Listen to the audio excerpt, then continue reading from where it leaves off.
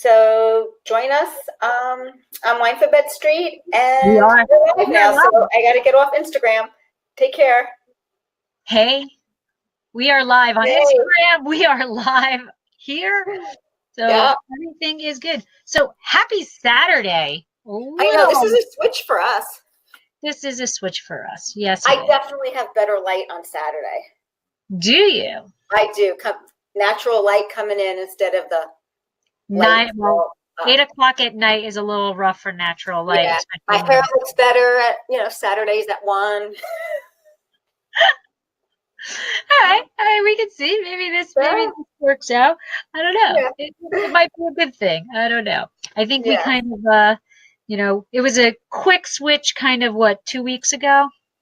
We kind of I was traveling, so I didn't get back till Wednesday. Right. So we needed to do a little quick flip, but switch up. And sometimes it works, and we try and stick to our schedule the best that we can. But, sometimes other things just happen. Right. So life happens. Yeah. Life happens. Yes. Yeah. So for those who are watching this for the first time or listening for the first time, I am Lori. My husband Mike and I own a boutique winery in Paso Robles, California. We specialize in Cabernet Franc. We also have a Rosé of Syrah, which is getting bottled in about 15 days. So looking forward to the new vintage of that. Most recently for us, we are still very, very excited and on cloud 9. Both our Cab Franc and our Reserve Cab Franc got gold medals in the San Francisco Chronicle. So we are very excited about that. And I guess that's, and also I started a WSET level 2 class last week because why not? Where did you find the time, girlfriend? I have no idea, but I will tell you, I actually went to bed at 8:15 last night and slept till 8:20 this morning. So I think I just don't sleep until I can't handle it anymore. And then I just crash for 12 hours. But holy cow. We're just gonna, it's 8 weeks or 9 weeks. I say to myself, I can do anything for 9 weeks. I can do anything for 9 weeks. So that's my story. How about you, Deb? Hold on. I'm just telling everybody to come on over to YouTube. There. So that they can come and watch us. So I am Debbie Giaquindo. I am known as the Hudson Valley Wine Goddess. I'm a wine blogger, a wine writer. I'm a certified travel counselor. Actually, I owned a travel agency for 20 years, and I'm a certified specialist of wine and a wine location specialist in Port and Champaign. I'm co-owner of Happy Bitch Wines, and I'm a partner in a restaurant in Stone Harbor, New Jersey called Kitchen 330, which is it will be reopening on April 5th. And for the season, and Lori and Justina Wines is going to be doing a wine dinner on April 26th at the restaurant. So I'm very excited. I got to get Gus to taste the wine so he can decide on the menu. We were talking about that actually 2 days ago. So if you want to come to Stone Harbor, New Jersey, April 26th for a Justina Wines dinner, I can promise you it's going to be good wine and fantastic food. Thank you. And you, the website that they can sign up at? I don't have that up because I'm waiting for him to give me the menu, but you can sign up. You can just email info@kitchen330.com and I'll put you on the list and contact you with the menu when it comes. Because some people want to see what the menu is before. Well, I would have to do that because every time I see a wine dinner I want to go to and it's filled with stuff I don't eat. So. And you probably won't eat anything. I'll be talking. Just have him give me all the veggies. That's no problem. All right. So it is a little early for us. We are used to drinking at 8 p.m. Well, sort of. We're already drinking by then. But you know what? It's the weekend. It's Saturday. It is. So that means early pop time. That's exactly. What that means. Exactly. So this is what I went. I went classic. I went to the Chianti Classico Reserva. Okay. So I had, I was in the store and I was like, all right, well, I can take Sangiovese. I can do New World Sangiovese. I said, but you know what? Nope. I'm doing Old World, and I'm doing Chianti. And if you're doing Chianti, you might as well just splurge for the Reserva. Okay. So So this is I what I got got. the same. I got No. a Oh, No, I okay. don't have the same one. I have a Classico. So which is kind of good because yours will have more supposedly more alcohol in it than mine. Mine is released 1 year after it's bottled, and Right. yours is released 2 years, at Here's least 2 years of aging. So yes, significant. mine is a 2015. Mine's a 14. Okay. Mine was given. Mine was given as a sample. Oh, okay. So that I had sitting around that I must have forgotten about. So, and I'm sorry. Sometimes that happens. So look at all the, I'm looking forward to it, to tasting it. Well, this is a 2015, and as I said, you're going to splurge for the Reserva, but that is really splurges in quotes because I personally think these are wonderful value wines because this is a $15 bottle of wine. Now, I haven't tasted it yet. I haven't tasted it yet. It's $15. But $15 is not budget breaking. You're not going to, sell the house for that. And this one is 14. Oh, you opened yours already. I'm way behind you. Of course I did. I didn't taste it, but this is 14% alcohol. Mine's 13. So that's a nice, pretty color. Oh, that is. That is. Oh. I'm with mine. Oh, I might be in heaven right now. All right. Maybe I'm not going to go to the gym after this. Maybe I'm just going to continue drinking this. Such a beautiful sound, isn't it? Oh, I know. There's mine. Ooh, very nice. Yeah. It's dark also. Cheers. Boy, we're starting off drinking early today.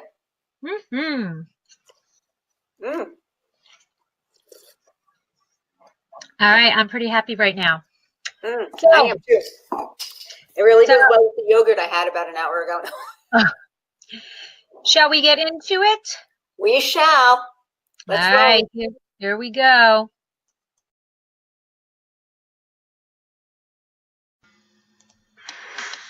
Jump up, get down, come dance me down now. We're moving our body to the ABC. Dance nearby, wow, dance far away, now clap your hands. To the letter of the day, clap, clap. What's the letter, clap, clap? What's the letter, clap, clap, clap, clap? What's the letter? What's the letter? What's the letter? What's the letter? What's the letter? The letter of the day is S. All right. All right. Elmo says the letter of the day is S for Sangiovese. Yay! All right. I really love Sangiovese, both Old World and New World. Yeah, I do too. There's a few wineries in Paso that stick to the Italian, classics or whatever. And I always enjoy visiting them and trying their wines.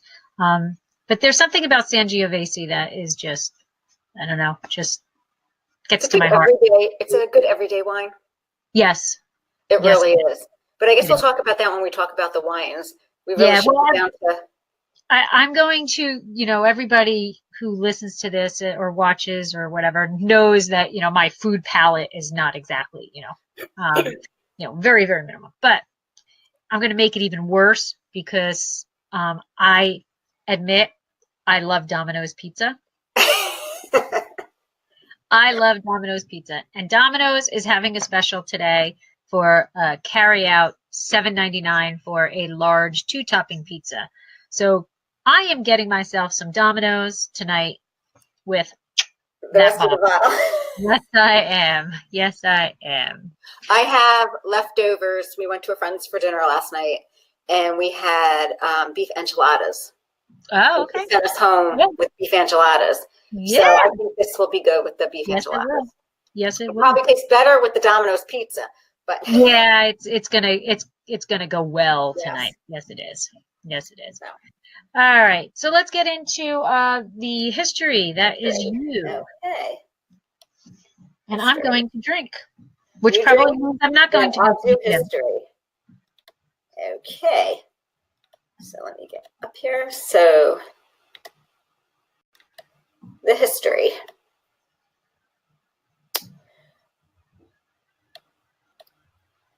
So when we hear the word Sangiovese, we immediately think of Tuscany and Italian wine. So Sangiovese is the main grape in Chianti, Chianti Classico, Brunello de Montalcino, Vinanoble di Montepulciano, and more.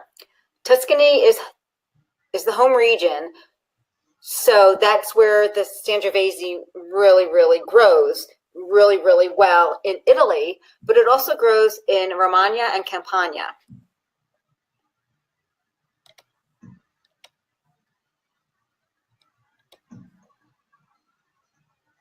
So we have our little map, and there are many theories as to the history of the Sangiovese grape. The first is that the origin is Etruscans, which were very wealthy, a civilization between the 8th century BC to the 2nd century BC. I have BCE, is that right? It must be. The culture was renowned in the antiquity trade and for its very rich mineral resources, and it was a major Mediterranean trading power.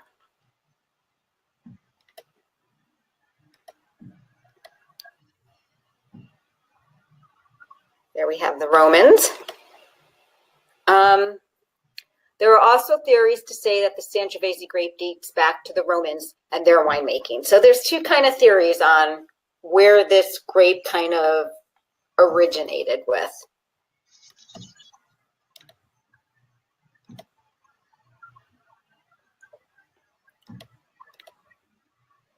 So there are many theories, and another theory is that it comes from the Sangiovese, which means the blood of Jupiter.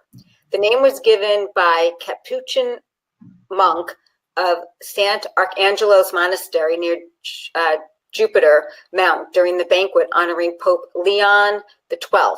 Jove sits on top of the Roman gods as the king of gods and the sky and thunder. It is to Jove, that the Romans sacrifice more than any other. Through Jove, the Romans understand that they have the right to rule the world. To them, Sangiovese is no common grape. It yields the blood of the honored and feared of all gods. The Romans believe. I think Jupiter, isn't Jupiter their equivalent to Zeus? I think so. Right. I think so. The Romans believe that they have the blood, that they had the blood of the highest of all gods going through their veins when they went to battle, and that gave them the courage to go and battle and. Oh and wow! take on. So this blood thing. This week's blog post was about Villeneuve, and in it I talked about bull's blood. Bull's blood? And it was kind of, that's where the name bull's blood came from, is that before this big battle, they had some wine that the story says was mixed with bull's blood to give them all of this strength to fight the battle. To fight on. A common theme in wine, I guess. That's right. Okay, so now we're going to get a little bit touch on the DNA. So in 2004, there was a study by the Instituto Agrario di San Miguel in Adige, which found that Sangiovese is a crossing between and I'm going to really mess up this pronunciation, Siligilo and the Calabrese Montevuno.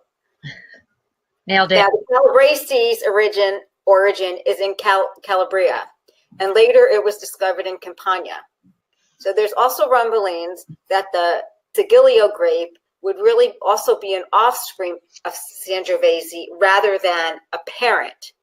And that, is up in the air. That hasn't been confirmed yet. So they're really kind of unsure. All right. So there are different areas that Sangiovese grows throughout Italy. There are 14 varieties of the Sangiovese grape. Although we all think of Chianti when we think of Sangiovese, Chianti actually only covers 1/3 of Tuscany. Chianti, what's in the bottle, which both you and I have, must be made with at least 70% Sangiovese. Chianti Classico has the ability to age and must be at least 80% Sangiovese. Brunello di Montalcino is the best expression of Sangiovese made with the Sangiovese Grosso clone. Brunello is released 5 years after the harvest, and the Riserva requires an additional 2 years of aging. And then we have the Vino Nobile di Montepulciano, and that is made with the Prugono Gentile clone. And this wine has to be 70% Sangiovese with components of Canello Nero and Mammolo. Then we have the Morellino di Scansano DOCG, which is located southwest of Montesino, quite close to the Tyrian coastline. And Morellino di Sansano is the primary Sangiovese area in southern Tuscany's large Marmara region.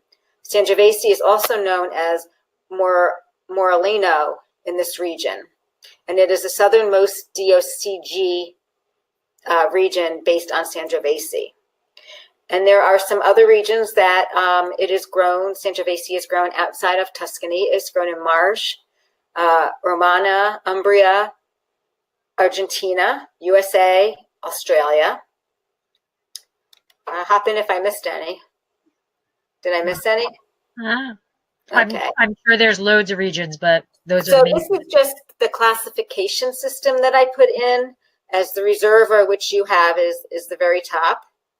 And then there's the Chianti Classico, Chianti Rufino, which is all 1 year after it's bottled, it gets released. So I thought that was just an interesting piece, and it's really all about how long it ages. Right. So just plain Chianti can go after 6 months of aging in the bottle. Classico is 1 year, Riserva is 2. So that's what I've got on the history. All right. There we go. Well, that goes well right into my general characteristics. So there, I found this really interesting. Like we said earlier, I mean, I really do love Sangiovese. It's one of my favorite grapes. And the thing about Sangiovese is that it's not an easy grape to deal with, right? It is extremely thin-skinned. It's late ripening.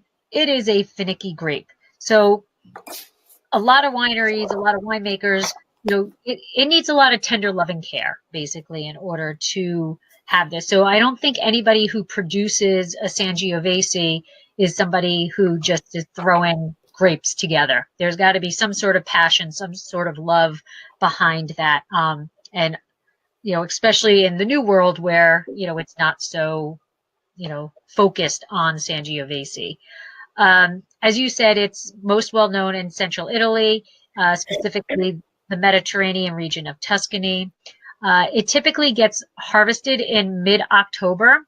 And this is something that if you like Sangiovese, or if you know what your palate is like, or you can determine what vintages of Sangiovese you might like better, because because it's a late harvesting one, it can produce a rich, alcoholic, and a long-lived wine in hot seasons. but in cooler vintages that you're going to get a lot higher acidity and a lot harder tannins.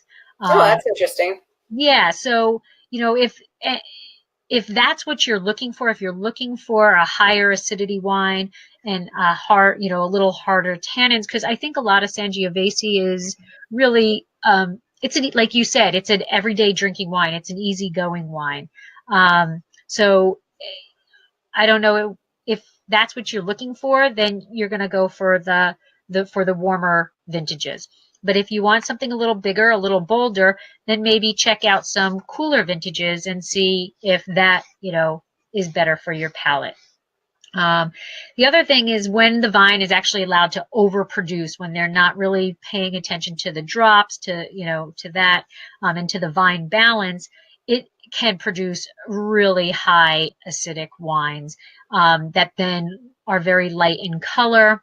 And the problem with that is it's not really well balanced. Therefore, it's going, you know, it can oxidize easily and it's going to start to brown at a very young age.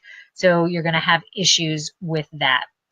And also, along with that finickiness, because it is such a thin-skinned grape, as with everything that's got a thin skin, right, you've got to worry about rot, okay, in damp years. And you really have to pay attention to when you're harvesting it, because if you let it hang too late, you know, the rain comes in and then you're just losing your entire crop. So when drinking Sangiovese, you can expect your wine to be a high acidic and tannin wine, which makes for wonderful pairings. Okay? It is considered to be a medium-bodied wine along with medium alcohol levels, although minus 14%. And I think that's a sign of the times that 14 and 13% is considered medium alcohol. Yeah, 13. Right? But typically, you can expect it to be between 12 and 13. So I get, you know, if you average it all out, it tends to be between 12 and 13. The flavor profile is basically cherry, blueberry, blackberry, plum, violet, and earth. And I typically get a little smoke, a little smokiness to Sangioveses, but I might be alone on that. That also might have to do with how they're barreling. It has an affinity for oak, and it often presents itself as the cedar, which I guess is what I'm calling the smoke, and vanilla spice. So there's our Sangiovese, and I mean, I remember growing up being real little, and you know, my grandparents, great grandparents were from Italy, direct from Italy, and I always saw those with those on the right hand side with the straw bottoms, you know. Yeah, I remember that. Right, right. So although Sangiovese is a grape variety, unless it's a New World bottle, because I think the New World California wines do put Sangiovese on it. You're typically not going to see it. If you're looking at the Old World, you're not going to see Sangiovese on the bottle. So you need to, you expect to see the Chianti on it. So you got to correlate Chianti means Sangiovese. And Chianti DOCG means that it must at least be, as you said, 80% Sangiovese. Chianti Classico DOCG, which is easily recognized by the black rooster on the bottle. These wines come from better wine growing regions, and you can expect more body, spice, and complexity. Chianti Reserva wines are also sourced from the Chianti Classico wine growing districts, but are required to spend a minimum of 2 years in oak, which is now going to add that concentration and that smoky character that I love so much, but it also does add to the cost. Okay. Again, if you're going to keep something in a barrel longer, it's going to be longer before they can release the wine. So you're going to expect a little higher price. But as I said, you know, at $15, I don't think that's really breaking any true wine lovers' bank. Pretty. Isn't it? Yeah. Right. Very pretty photo. Super Tuscans are often more pricey and are bold red wines produced outside of the DOC designated zones that are typically built on the back of the Sangiovese grape, but also are blended with the Bordeaux varietals, such as Cabernet Sauvignon, Merlot, and my beloved Cabernet Franc. Okay? So again, Super Tuscan is not a true classification. It's not a legal term. It is a generalization. So they can pretty much do what they want with a Super Tuscan, but in general, they're all Sangiovese based, but then they can add the other Bordeaux varietals to it at whatever they want. There's no restriction of what percentages anything needs to be. Before that classification came in, a Super Tuscan, those type of wines were just considered the Italy table wine. Right. Yeah, right. They actually fought and stuff, and they got it classified as Super Tuscans. Right, but am I wrong? My understanding is it's not really a legal term. Like it's not. It's like it's like Fumé Blanc. It's not. Yeah, I think you're right on that. I mean, it's not a. I don't know. I think it is a classification because I can't remember what year it was when they designated the classification of Super Tuscans. Oh, okay. I remember reading that somewhere. Too bad Patricia's not on because she would be great. She would know that answer. Yeah. I thought that it just was, like a term, so classification, but not a legal classification. It's a term so that people who are purchasing the wine know what they're getting. It is an unofficial category. It's not recognized within the Italian wine classification system. Right. Okay. All right. So Super Tuscans are often more I read that already. Okay. We have also, there's also Brunello, which you mentioned, which is actually the name di Montalcino, which is also made from the Sangiovese grape. Okay, and Sangiovese also dominates most of the best red wines in Umbria, where Romagna, Sangiovese di Romagna is as common as Lambrusco. It's, as you say, it's what you drink when you're at dinner table. And, its quality is not as good. It's often as light and ubiquitous and expected to be consumed early. So again, everybody's palate is different. These wines from Umbria, they're going to be lighter. They are expected to be drunk right away. So it's not something you're going to buy and store. But if $15 is tough for you, then this is an alternative that you can give a try. So that is my general characteristics. So you want to talk about our wines now? We do. I do. I just want to drink this because this is going to be repurchased because I am loving this. I want a slice of pizza. I know, right? Pepperoni to be exact. So, or even just pasta, with a nice thick tomato sauce. Yes. Mm-hmm. Right. Or bolognese. What? Nice bolognese sauce.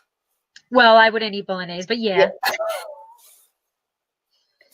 So I'll talk about mine. My wine here, it's a Classico, Chianti Classico, and the pronunciation of the brand is Cheeky.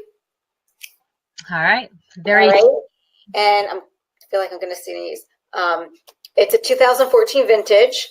It's 90% Sangiovese. I don't know what the other 10% is.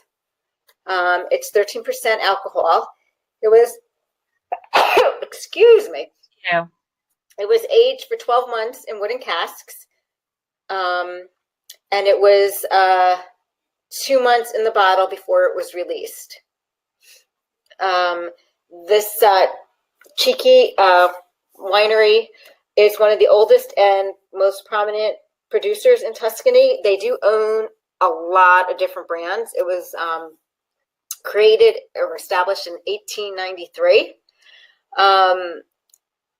Cheeky embodies a Tuscan's authenticity with the emphasis on innovation and sustainability, crafting wines that showcase the pure expressions of the family's historic vineyards. So that I'm reading from the spec sheet that I got, and I found the same stuff online on their website. So I couldn't tell you really much more about the family, but what I did find, I mean, they do own a lot of different vineyards throughout the whole Tuscany area. So now that I sneezed, I can't tell you what I smell, but before I sneezed, it was strawberry, it was cherry, and actually I wrote it all down. And on the palate, I got, strawberry, I got some raspberry, I got some plum, and on the finish, I got licorice. I got like hints of like licorice. It does have like a tannic finish, or and it is pretty acidic. I am digging this wine. Holy cow! It is it's kind of, I don't know if you can like really see. It's ruby in color. Mm-hmm. Right? It's a little lighter than mine. Yeah. Oh yeah. Your hues are much lighter. Right, around the rim. So it's kind of ruby in color, but this is like, oh my God, walking into a place that's got like a fruit platter in front of you. There are so many different berries coming in here. It is raspberry. It is strawberry. It's cherry. I mean, this is one heck of a complex wine. There's also a spice that is just, I don't know what it is, but there's a nice little spice to it, and there's the smoke that I think about. And upon tasting it, it's magnificent. There's the tannin structure is there. It's a little drying. And it does have some acidity. I wouldn't say it's, if I was going tasting wise, I would say it's kind of a medium, almost a medium minus tannin, acidity. But it's so in your face of flavors. It is everything, plum, cherry, raspberry, everything is in your face. And there's also a little bit of sweet tobacco in there. But what gets me is that smokiness, and that's the Reserva. I don't think the Classico gets that, because it's not. It's a little brighter. The Classico, right. It's a little brighter. Right. And for me, for my palate, I like this smokiness. So I think I would tend to stick to the Reservas to get get there. So mine, as I said, first of all, this is our little rooster that look for. Okay, there's a little. It doesn't have the rooster, but I do have the DOCG on the side. And it's Chianti Classico. Yeah, it has to have it. So it must have like come off, or maybe it was on the top capsule. Oh, here's the rooster. I was like, it's got to have it on there. There's the rooster. I was in Tuscany. I went up to Chianti. Me and my wine night ladies. So we did some tastings up there. We had a good time. Yeah. So mine's about $15. How about yours? Mine was 15. Yeah. Mine was 15. So for the same price, you're getting the extra ageability of it. So again, mine is Natalia Verga. Mine's Cheeky. And so Casa Vinicola Natalia Verga was founded by Enrico Verga back in 1895. So this winery has been around for quite some time, and it's been handed down from father to son for 4 generations. At the moment, it is being run by Natala in active cooperation with his father, Giancarlo, and his sisters, Christina and Laura.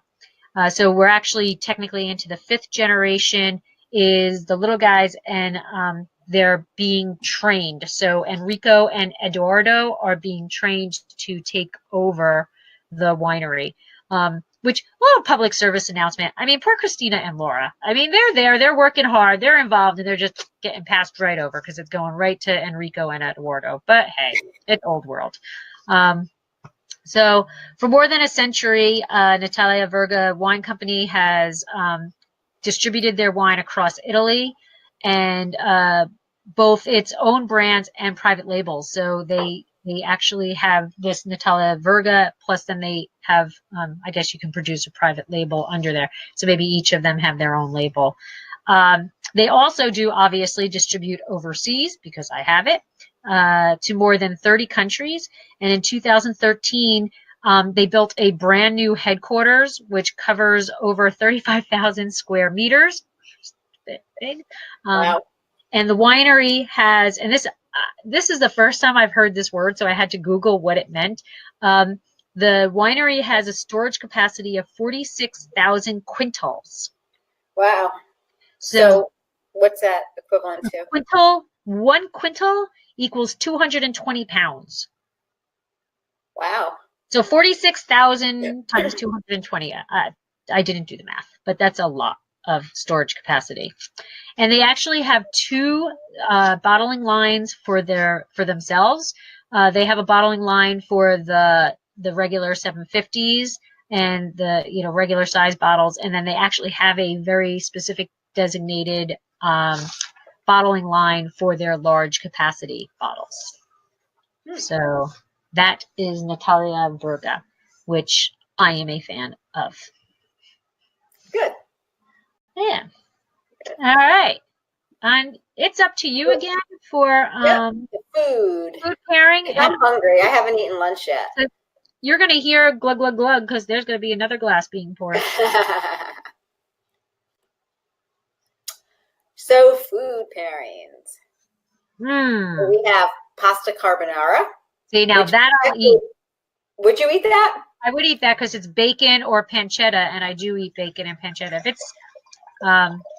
If it's the really salty meats, I kind of do that. I like carbonara, but sometimes it's a little too rich for me with the cream. But it doesn't stop me, and then I get a stomachache after. But that's just the way my body handles the dairy. But also I want to say, Sangiovese with its high tannins works also very well with roasted meat and game, wild boar, rare steaks, rich chicken and mushroom dishes, pizza, anything with a red tomato sauce, cured sausages, and hard cheeses. When pairing Sangiovese wines with a vegetarian fare, be sure to work with lipids like butter and olive oil so that the richness in the fat helps cut through the wine's tannins. Oh, so that's just a little side note. That's interesting. Yeah. Well, I made ratatouille last night. Okay. I think that would have been good. That would have went really well. Yeah. There's my pepperoni pizza. There you go. There you go. So pepperoni pizza, fava beans. So fava beans is a great vegetarian dish, and I have a funny story about fava beans. I think of what's his name, with a nice fava beans and a nice Chianti Classico. What's his name? The murderer dude, the serial killer, Silence of the Lambs dude. Oh, I don't. Jack Nicholson. No, but I know who you're saying. Anyway, so when me and my wine night ladies, when we went to Italy, we rented a small farmhouse, a building on a vineyard just outside San Gimignano. And the people didn't speak any English. So Susan always had her translation thing when we went up there. So we had some plumbing issues at the house. So every morning when we get up, they would leave us a basket of fava beans. Oh, okay. And we were not cooking when we were there. We were there purely on vacation. We were not cooking. So we didn't want to insult them. So we just put them, and then when we left, we took them with us and disposed of them. But we didn't want to hurt, they meant well. They were farmers and stuff like that. So that's my fava bean story. So this is a picture that I took when I was in Tuscany, and you see I'm drinking something, 2007. So it was probably a Chianti, because I think we were there in maybe 2008, 2009. It was around Mother's Day weekend. not sure what it is, if it's a veal chop or a pork chop, but it was taken at a restaurant outside Montepulciano, and we got lost and we ended up in the vineyards, and we had to ask people who didn't speak English where this restaurant was, and it was something we actually got out of a Rachel Ray magazine. She had recommended it, but I couldn't tell you to this day what the name of the restaurant was. And whatever I ate, whatever that is, it was really good, and it paired very well with the wine. So, and that was before you could use Google Translate. exactly. Wild boar ragu. Wild boars all throughout the area, and I actually did have wild boar when I was there, and it was really, really good. I really enjoyed it. And gnocchi with a brown butter sage sauce. I love that. That looks good. That would be awesome, doesn't it? Gnocchi, caprese, and even just a plain caprese salad. It would go well with classic lasagna. Cheese pairings. So those cheeses are Pecorino, Grana Padano, DOP, Stravecchio, or Del Tempo, aged 24 months.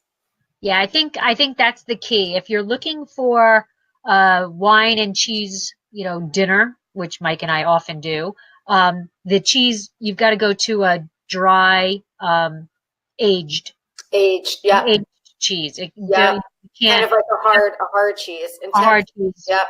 Yeah, you can't. This is not a goat cheese. This is not a particular cheese. The Grana is intense and complex flavors with fruity overtones, made from unpasteurized cow's milk. An Asagio cheese, a Comte, a Manchego, a hard cheddar. Oh, I got to flip the slides. Manchego, Comte, and then Italian meats. Prosciutto, salami. What grows together, drinks together. I'm hungry. The salami looks really good. So that's pretty much all I got on food. Oh my God, pasta carbonara. That's a ringer, man. That's bringing in a ringer. So yeah. All right. Well, I am then up with our final category, which I'm sad it's the final thing because that means I have to finish drinking this now. I know. I'm kind of upset about that. This is really good wine. I'm enjoying mine. This is really good wine. I'm so happy. And I'm not drunk.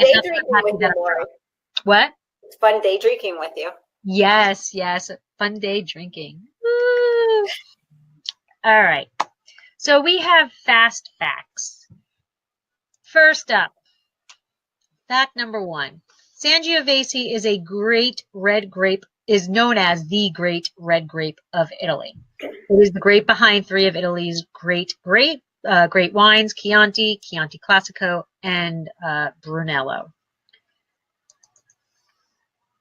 Fact number 2, Sangiovese is like Pinot Noir in the fact that it is not a big wine. So do not pick up a Sangiovese if you want big, bold, bam, in your face wine. You're not going to be happy. Okay. But it is rather a sleek wine that is generally more earthy than fruity. Okay. So my wine blows me away with how much fruit there is in it, but that smokiness, that earthiness is first, and you've got to get past that earthy and smokiness to find all of those mixed berries that I was talking about. It is there, but your first impact is not the fruit. Fact number 3, Sangiovese often has a saltiness or salinity to it, which also allows you to pair it well with peppery dishes such as pasta. Okay, and it can, because of its structure, it can hold true to some. I mean, I'm not talking major hot, but like a arrabbiata pasta. a puttanesca pasta, something like that, where there is that a little bit of hint of heat. It can definitely stand up to that. And there is that pepperiness to the wine, so it brings all of those flavors of these pastas, like you were talking about, together. Fact number 4, Sangiovese is considered to be a high acid wine, giving the wine its silkiness and allows it to pair with a wide variety of food. And fact number 5, Sangiovese is often blended with other grapes, such as, in the Super Tuscans, where it is blended with Cabernet Sauvignon, Syrah, Merlot, and Cabernet Franc. So that is my 5 facts for Sangiovese. And I am so happy we chose Sangiovese. I know. It's the perfect wine to day drink. It is.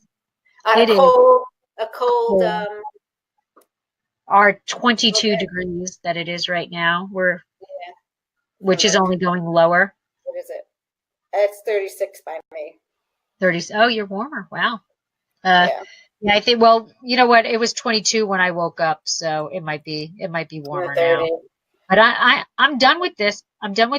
And Mike is annoying the living daylights out of me because he's sending me texts that say it's 37. He's sending me texts that say, "Oh God, it's really cold here." His blood is thin too much. Yes, the California blood thinning. I will take 60 degrees any day of the week. Thank you very much.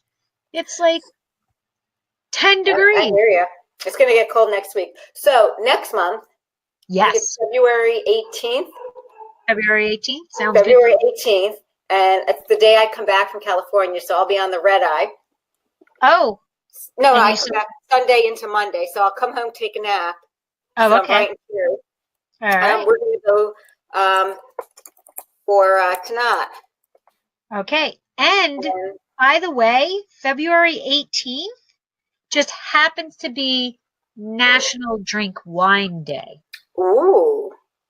So we will be partaking with Tanat. Yes. So I've got my Tanat. My daughter bought it for me because she works at Cool Springs Liquor Store in Nashville, and we were in Nashville earlier in the week, and I told her I needed a bottle of Tanat. Preferably, I wanted Uruguay, but they didn't have Uruguay, but she got me one from California. So. All right. Sounds good. I do not have mine yet, although somewhere in the back of my head, I thought I purchased a Tanat from somebody in Paso Robles too. I'm gonna have to look through my wines over there. I have this flashback of going to the counter and saying, "Oh, this will be for Winephabet Street for Tanat," but I don't think I have it. So maybe I left it in California. You'll find one by the time February 18th rolls around. Oh yeah, and I do love Tanat. Maybe I will purchase. You know who makes good Tanat too is Virginia. Really? Mm-hmm. Well, they should. They should, by how the grape grows and things like that. Yeah, I've had some good Tanats from Virginia when I was there. Oh. So we'll discuss all that next month. So, well, thank you everybody for joining us. Thank you for listening in. Hope you enjoyed some Sangiovese. If you go out and purchase some Sangiovese and enjoy it or hate it, give us a holler. Hit us up on social media. Hashtag it Winephabet Street. Yes, please hashtag Winephabet Street. Let us know what you think of your Sangiovese, and we will move on from there. Alrighty. Cheers, everyone. Sláinte.